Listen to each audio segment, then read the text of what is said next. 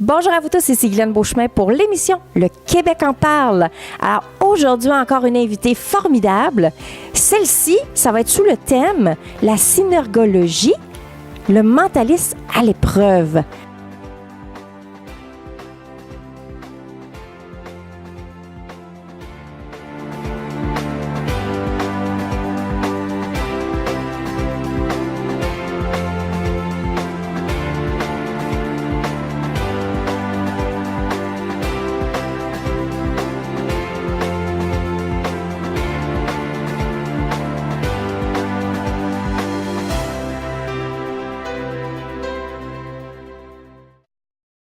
Bonjour Annabelle. Bonjour.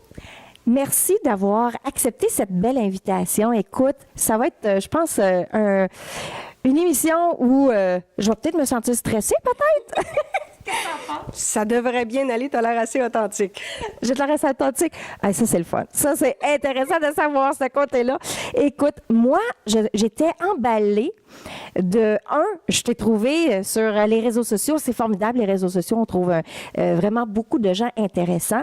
Et quand j'ai lu un peu ton résumé sur la synergologie, et je prends mon temps pour le dire parce que c'est pas un mot qui est très facile à exprimer, à dire, eh bien, peux-tu nous exprimer un peu qu'est-ce que ça veut dire, ça, au juste? Bien, en fait, la synergologie, c'est l'analyse du langage corporel pour mieux comprendre ce qui se passe dans l'esprit de l'autre personne et évidemment dans ma tête aussi. Parce qu'on a des pensées, on a des émotions, on a des pulsions qui naissent dans une zone inconsciente de notre cerveau et qui, pour certaines d'entre elles, vont remonter jusqu'à la conscience. Mais on a des pensées qui vont être discartées par le cerveau, qui vont rester dans l'inconscient. Mais en regardant le langage corporel, on peut voir dans quel état émotionnel est l'autre personne. Est-ce qu'il est en colère? Est-ce qu'il comprend ce qu'on lui dit? Est-ce qu'il nous camoufle certaines informations? Est-ce qu'il omet certaines choses? Est-ce qu'il a mis un masque? Donc, l'idée, c'est de mieux comprendre l'autre individu pour avoir une communication qui est la plus authentique possible. Donc, en quelque sorte, tu peux peut-être faire peur à bien des gens dans ta vie de tous les jours. Bien, c'est certain qu'il y a des gens qui sont expressifs et qui assument le fait d'être expressifs et qui assument aussi le côté plus authentique. Il y a des gens qui pensent tout le temps qu'ils peuvent contrôler leur langage corporel et qui peuvent camoufler certaines choses auprès de leurs interlocuteurs et garder pour eux certaines informations. Puis évidemment, il y a des gens qui ont des secrets. Il y a des gens qui ont des non-dits et qui veulent surtout pas qu'on les trouve. Fait que c'est sûr que les gens qui ont des secrets, quand ils arrivent en avant de moi, ils sont pas particulièrement à l'aise. Généralement, on ne reste pas longtemps ensemble. Il y a des gens qui sont curieux, il y a des gens qui veulent en apprendre davantage, il y a des gens qui veulent simplement mieux se comprendre eux-mêmes, mais c'est sûr qu'il y a un petit côté un peu intimidant quand on arrive devant un synergologue, mais généralement, après quelques minutes, là, ça s'estompe. Les services d'un synergologue, on utilise ça pourquoi exactement? Dans quel concept de vie qu'on peut utiliser ce service-là? Bien, en fait, il y a beaucoup de synergologues qui vont simplement l'utiliser dans leur travail personnel. Il y a des psychologues qui sont synergologues, il y a des policiers synergologues, il y a des médecins synergologues, des psychoéducateurs, des professeurs, des entrepreneurs. Donc, ils font simplement l'intégrer à leur travail pour être des meilleurs gestionnaires, pour être des meilleurs employés, pour être des meilleurs intervenants, parce qu'à ce moment-là, ils comprennent mieux l'interlocuteur qu'ils ont en avant d'eux. S'ils ont à intervenir auprès des adolescents, bien évidemment, ils vont voir beaucoup plus facilement si l'adolescent est victime d'intimidation, si l'adolescent a un problème à la maison, si l'adolescent est dépressif. Donc, ils vont simplement l'utiliser. Il y a d'autres synergologues comme moi qui, eux, s'affichent comme synergologues et offrent des services en synergologie. Moi, je vais l'utiliser, entre autres, en ressources humaines, parce que je suis conseillère en ressources humaines de base. Fait que c'est certain que quand je fais une entrevue d'embauche, je vais regarder le langage corporel des candidats qui sont en entrevue. Quand je fais une gestion de conflit, je vais regarder le langage corporel des gens qui me racontent leur histoire, que ce soit des victimes, que ce soit des témoins, que ce soit des harceleurs, pour essayer de mieux comprendre ce qui se passe. Mais évidemment, on peut aussi tout simplement filmer les gens et leur montrer la vidéo ensuite pour qu'ils apprennent à mieux comprendre les messages non-verbaux que leur corps lance. Il y a des gens qui viennent me voir en me disant « Moi, j'ai tout le temps des conflits avec les collègues et je comprends pas pourquoi. Ou moi, mes messages passent pas bien puis je comprends pas pourquoi. Moi, je voudrais être formateur, mais ça va pas bien puis je comprends pas pourquoi. » Donc, on va regarder le langage corporel pour les aider à bien cerner dans quoi ils sont à l'aise, dans quoi ils sont moins à l'aise, puis pourquoi il y a des fois où le message de leur langage corporel il est difficile à comprendre pour les autres ou il est incohérent avec le verbal, puis à ce moment-là, on peut travailler là-dessus. Est-ce qu'on peut t'identifier comme le film Lie to Me? Tu sais, Lie to Me, mais aussi Le Mentaliste, parce qu'il y a ces deux-là. Donc, ça ressemble un peu étrangement à ça, j'imagine. Bien, c'est certain que la série Lie to Me était basée sur les recherches de Paul Ekman, qui est un psychologue qui travaille aux États-Unis et qui s'est spécialisé dans le langage corporel et tout particulièrement dans les expressions faciales. C'était sa spécialité.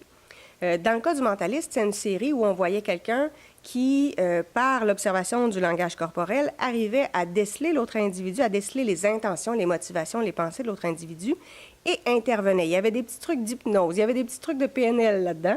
Et à ce moment-là, lui, par ses interventions, il arrivait à faire parler certaines personnes, il arrivait à trouver des informations, il arrivait à les mettre, par exemple, sous hypnose pour leur faire remonter des souvenirs. Donc, évidemment, là, il y avait des liens. C'est sûr qu'en synergologie, on pousse encore plus loin l'analyse du langage corporel. Puis c'est sûr que dans une émission de télé, pour les besoins de l'émission, on va cibler quelque chose en particulier. Dans Lie to Me, on allait faire un zoom sur un mouvement de sourcil, sur un petit gratouillement des doigts, sur une mèche de cheveux qu'on replace. On ne ciblait que 1, 2, 3 éléments pour faire une analyse. Dans la vraie vie, je vais regarder 20, 25 items en même temps avant de faire une analyse. Je n'irai pas à 2, 3 items. 2, 3 items, mon hypothèse va être faible. Mais c'est sûr que pour les besoins de l'émission, il fallait rendre ça comme si un geste, un mouvement pouvait permettre de tout savoir. Donc, ça veut dire que chaque geste que l'on fait veut dire quelque chose. En fait, chaque mouvement peut avoir plusieurs significations, dépendamment du contexte, dépendamment, évidemment, de la personnalité. Le fameux croisement de bras. Il y a un psychologue, il y a plusieurs années, qui est allé dire, si vous vous croisez les bras, ça veut dire que vous êtes fermé.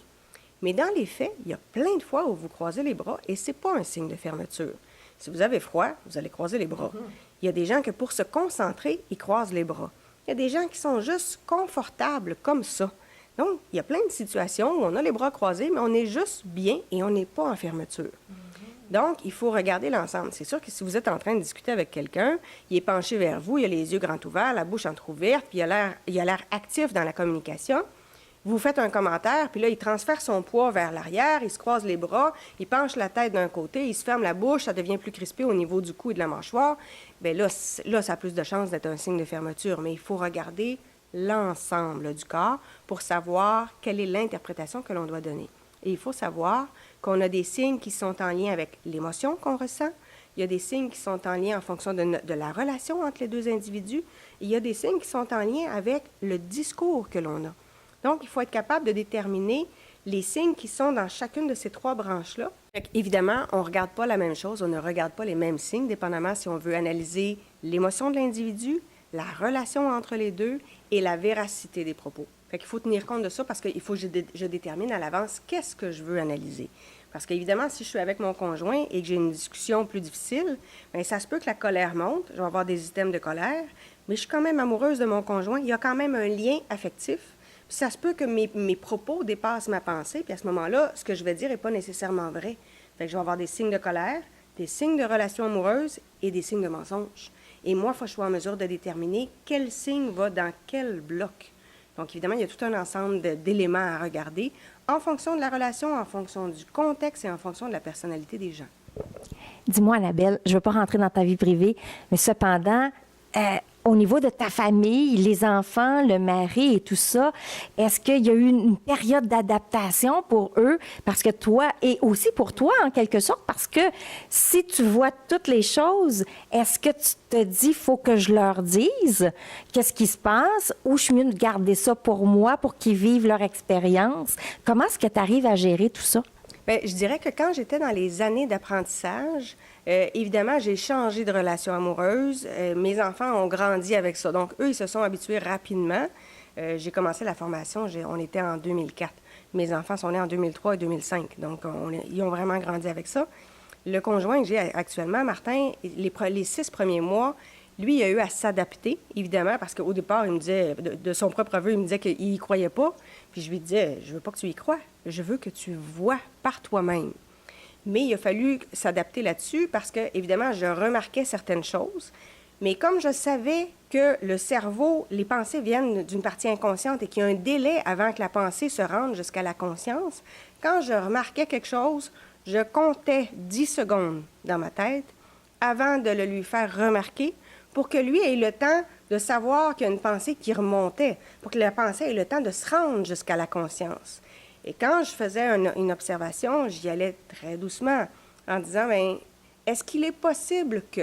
Je lançais des hypothèses pour essayer de voir s'il était à l'aise d'en parler. Aujourd'hui, c'est beaucoup plus facile. Aujourd'hui, j'ai juste à le regarder, il sait que j'ai observé quelque chose, il prend 2-3 secondes pour y penser, et de lui-même, il va me dire à quoi il pensait. Donc, là, il est habitué, et ça va faire 5 ans qu'on est ensemble. Donc, tu es en train de me dire que ça veut dire que les gestes qu'on va poser avant même d'ouvrir la bouche a un impact sur ce qui va arriver. Oui, tout à fait. Et c'est ça qui est drôle, parce que quand je suis avec mon conjoint, on va au restaurant, je vais lui demander, c'est toi ou c'est moi qui paye la facture? Et avant, j'aurais pris le temps d'attendre puis de lui donner le temps de répondre. Aujourd'hui, OK, c'est bon, c'est moi qui ai payé aujourd'hui. Il n'y a même pas le temps de penser consciemment, est-ce que c'est moi ou c'est lui? Son corps me l'a déjà dit. Fait que c'est certain que je vais réagir beaucoup plus vite, je vais intervenir beaucoup plus vite. Mes enfants, quand ils sont avec moi, évidemment, si je leur pose une question puis je leur demande comment ça a été à l'école aujourd'hui, ils savent que de toute façon, même s'ils me disent « ça a bien été », si ça n'a pas bien été, je vais poser d'autres questions, je vais ouvrir des portes, je vais leur tendre des perches en disant « est-ce que tu es sûr? Est-ce que le cours avec un tel, ça a bien été? Est-ce que dans la récréation, ça a bien été? » Je vais aller plus loin parce que je le vois. Fait qu'évidemment, les enfants sont habitués. Fait qu'eux autres, évidemment, ils sont beaucoup plus authentiques dans leur façon de communiquer. Ils trouvent ça particulier, par exemple, de voir leurs amis qui, eux, vont mentir, qui, eux, vont omettre et vont camoufler. Ils ne sont pas habitués à ça, eux autres. Ça, c'est particulier. Est-ce que tes enfants, à force que toi, tu les amènes dans l'observation, est-ce que tu vois une tendance qu'ils veulent répéter un peu la même chose que toi? C'est drôle parce que ma fille, quand elle a des exposés oraux dans la classe, il y a des fois où elle me revient avec des grandes feuilles et elle a noté tel élève jouait avec son chandail, se grattait, jouait avec ses cheveux. Elle a pris des notes et elle me dit, bon, ça, est-ce que j'ai bien compris que ça veut dire qu'il est stressé? Ça, est-ce que j'ai bien compris que ça veut dire qu'il n'a pas pratiqué son texte? Et elle est capable d'aller très loin parce qu'elle m'a accompagnée dans des conférences, donc elle a entendu plusieurs fois ce que je disais et elle m'a vu analyser. Mon fils, lui, il est devenu un excellent détecteur de mensonges. Fait que quand il y a un ami qui dit quelque chose puis que c'est pas tout à fait vrai, là, il va se permettre des petits commentaires pour essayer d'amener l'ami à un peu plus d'authenticité. Donc, ça veut dire qu'ils sont en train de développer de meilleures relations auprès de leurs amis, en quelque sorte? Oui, tout à fait. Mais eux apprennent à communiquer de façon plus authentique. C'est sûr que quand ils se retrouvent devant quelqu'un qui n'est pas authentique ou qui est, par exemple, dans le déni, là, évidemment, pour eux, ça va être un peu plus difficile. Il faut qu'ils développent des outils de communication et qu'ils apprennent que si l'autre personne est dans le déni, si l'autre personne est en colère, ça lui appartient. Ils n'ont pas à le prendre sur leurs épaules. Fait que ça, évidemment, ils sont en apprentissage là-dessus. Est-ce que tout le monde peut devenir un synergologue ou ça prend vraiment un talent spécial ou, je sais pas, quelque chose de particulier pour le devenir? Ou du moins, pas pour en faire une carrière, mais peut-être pour eux-mêmes, pour être en meilleure relation avec les autres? Bien, je dirais que dans la formation de synergologie, il y a monsieur, madame, tout le monde. Il y a des gens qui viennent de tous les horizons. Est-ce qu'ils finissent tous la formation? Non. Parce que, évidemment, il y a des gens qui espèrent qu'en une fin de semaine, ils vont devenir des experts. L'humain est beaucoup plus complexe que ça. Il y a des gens qui ne veulent pas se regarder eux-mêmes. Ce qu'ils veulent, c'est juste analyser l'autre individu. C'est pas fait pour eux. Parce que dans la formation, on va les filmer et on va les analyser en grand groupe. Donc, il faut être capable de faire une certaine introspection. Donc, si on a quelqu'un qui n'est pas capable de faire l'introspection, c'est pas long qu'il arrête le cours. Et évidemment, il y a des gens qui espèrent qu'ils n'auront pas à faire d'efforts. Fait qu'évidemment, ça ne marche pas. En synergologie, il y a des examens à la fin de chacun des blocs. Et évidemment, il faut travailler, il faut étudier, il faut pratiquer. Ça ne se développe pas tout seul. On n'est pas dans un film, là, puis on n'est pas un ordinateur. On ne peut pas dire, je vais brancher une clé USB, ça va rentrer tout seul dans la tête. C'est pas comme ça. Donc, évidemment, il y a une certaine introspection à avoir, il y a une certaine capacité à faire des efforts pour apprendre, puis évidemment, il y a une volonté de le faire pour les bonnes raisons. Donc, les gens qui veulent utiliser tes services, ils y vont pour, soit avoir de meilleures relations avec les autres ou les accompagner peut-être dans leur travail ou dans leur vie personnelle. C'est un peu ça que tu les aides. Tu es un guide, en quelque sorte? Bien, en fait, moi, comme je le disais tantôt, je suis conseillère en ressources humaines. Donc, à la base, souvent, là où je vais intervenir, c'est au travail pour la relation avec les collègues, les entrevues d'embauche, la gestion des conflits, la supervision des nouveaux. Donc, j'interviens beaucoup là-dedans. Mais c'est sûr que je vais intervenir sur le plan personnel aussi. Quand les gens, c'est leur besoin premier, là, je vais intervenir. Si on a des gens qui sont victimes d'intimidation, là, je vais intervenir aussi. Alors, tu es vraiment une bonne candidate pour aller chercher, pour un employeur, d'aller chercher vraiment l'individu parfait pour son entreprise. Tout à fait. J'essaie de bien cerner les besoins. Puis des fois, l'employeur qui nous parle, il nous dit ce qui est officiel, mais ce qui est officieux, c'est quoi les valeurs qu'il cherche? C'est quoi les besoins qui ne sont pas comblés? Quel est le genre d'individu qu'il veut et avec quoi il n'est pas à l'aise? Et il ne le dira pas nécessairement parce qu'il n'en est pas nécessairement conscient. Mais c'est sûr qu'avec le langage corporel, je vais le voir, je vais l'amener à parler, je vais l'amener à clarifier sa pensée, parce qu'à ce moment-là, on peut trouver le bon individu pour cette entreprise-là. Y a-t-il un site Internet où les gens pourraient correspondre avec toi pour obtenir plus d'informations et pour les aider finalement? Bien, en fait, j'ai 3 sites, mais le plus simple, c'est mon site d'auteur, www.annabelle-boyer.com. Bien, c'est génial. Écoute, avant de terminer, on fait-tu un petit exercice ensemble? Ouais, ça me passionne, puis je veux me faire découvrir. Écoute. C'est drôle parce que tu gesticules beaucoup. Donc, c'est clair que tu es expressive et probablement que quand tu arrêtes de gesticuler, c'est là où tu es mal à l'aise ou bien tu cherches tes mots. Parce que c'est clair que tu parles continuellement avec tes mains. On dirait une Italienne. C'est vraiment drôle. Donc, tu es très expressive, mais dans les moments de malaise, c'est là où probablement les mains viennent s'ancrer, les mains vont aller dans les poches. C'est là où ça va bouger beaucoup moins. Tu t'assures de bien comprendre ce que je dis. Alors, tu me regardes beaucoup avec le côté droit du visage. Tu as beaucoup de clignements de paupières. Fait que tu enregistres énormément d'informations. Et quand tu vas être sûr de recadrer, là, tu replaces tes cheveux en arrière de tes oreilles. Puis c'est drôle parce qu'ils sont très, très courts, les cheveux. Fait que le mouvement, il ne sert pas vraiment à replacer les cheveux. Il sert juste vraiment à recadrer les idées. Quand tu replaces recadres tes idées, tu as tendance aussi à fermer tes vêtements parce que ça permet de, justement, restructurer ton discours et de te réaligner. Quand tu es en train de réfléchir et que tu viens de perdre un peu ton idée, puis là, tu essaies de revenir, là, oups, il y a plus d'ancrage sur tes genoux, sur le micro, sur la chaise, parce que, justement, tu as besoin d'avoir un peu plus de réconfort et de te retrouver dans le chemin que tu avais choisi. C'est normal, le fun. J'adore ce que tu me dis parce qu'effectivement, tout ce que tu me dis, tu me le mets en conscience. Donc, et tu vois, regarde, je suis en train de gesticuler, là.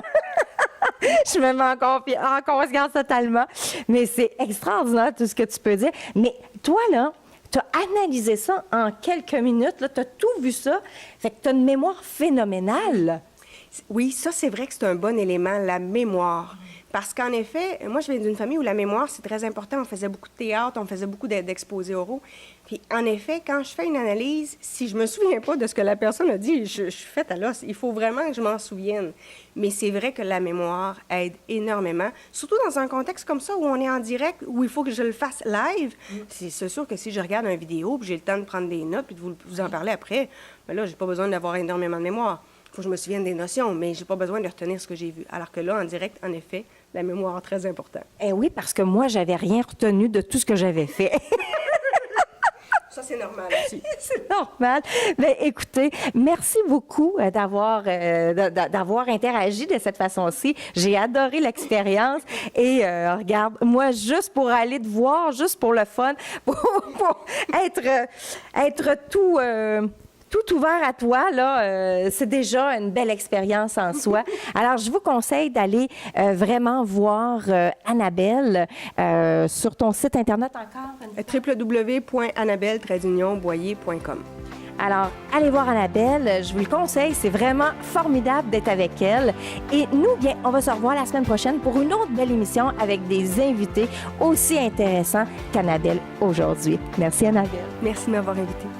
Merci à tous.